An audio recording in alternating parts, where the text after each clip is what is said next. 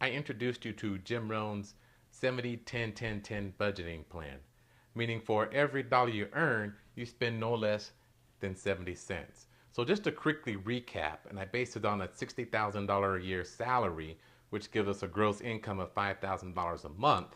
So in that $5,000, no more than $500 is going towards your savings account. We have $500 contributing to your retirement 401k IRA. We have 10%, which is $500 in giving, charity, tithing.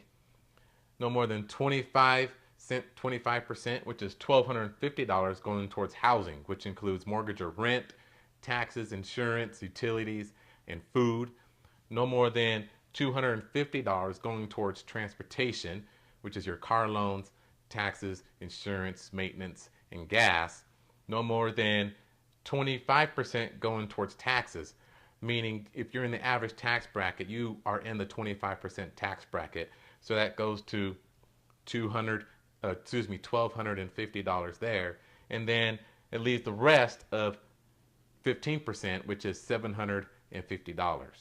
Now, I feel like a lot of individuals in the average household, especially in this type of medium income, you're having a difficult time contributing to your IRA and contributing to your savings because you're way heavy here in housing, way heavy here in transportation, and not paying attention to taxes, which is a huge mistake. Now, the average mortgage lender can qualify you up to 28% for a mortgage payment. And the mortgage payment just includes taxes and your homeowner's insurance. That doesn't include your food and your utilities that you pay on top of that. And so a lot of people, they want to max out the qualification so they can get a bigger home, but then they end up being what people call house poor. And then a lot of people can have way huge car payments. I remember when I was living at home, I had a $500 a month car payment. And over the course of time, when I started becoming more educated in the world of personal finance, I cringed at that car payment. I wanted to just pay it off and get rid of it so fast.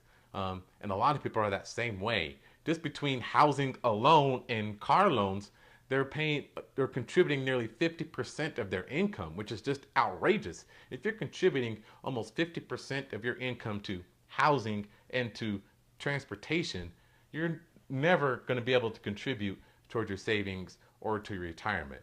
That's why you've ever heard of the phrase, big hat, no cattle. They have all these fancy houses and fancy cars, but really have nothing to show for it. I mean, what do you want more? How you look or freedom? To me, I want freedom. So if you're in the position to where you are heavy here, you are in housing, you are heavy in transportation, you are contributing too much or to your credit card bills, medical bills, student loans, you have a whole lot of that going on to where you cannot contribute to your future into your savings. Here's what I recommend.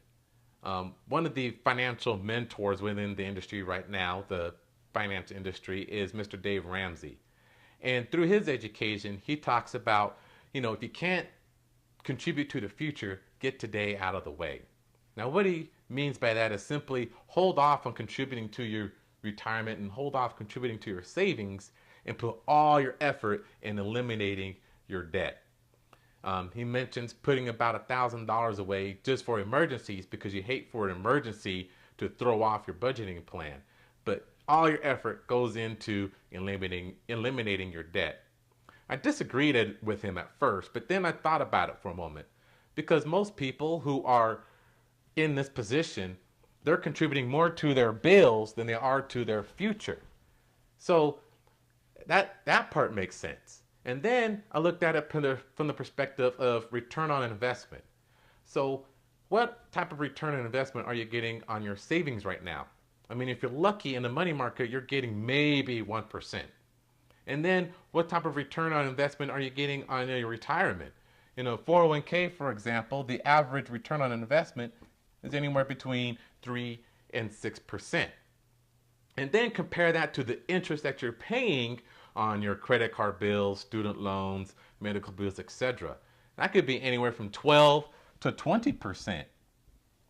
So in reality, your contributions and your bills are adding up to a negative 6% return on your investment. And that doesn't even include inflation.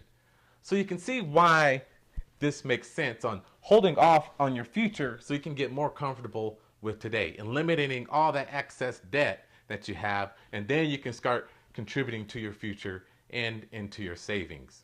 So in the next video, I'll help you align yourself after you eliminated all that debt and help you get more into the habit of contributing to your savings, contributing to your future, and into giving, and be able to achieve your financial goals. And then you can live with purpose.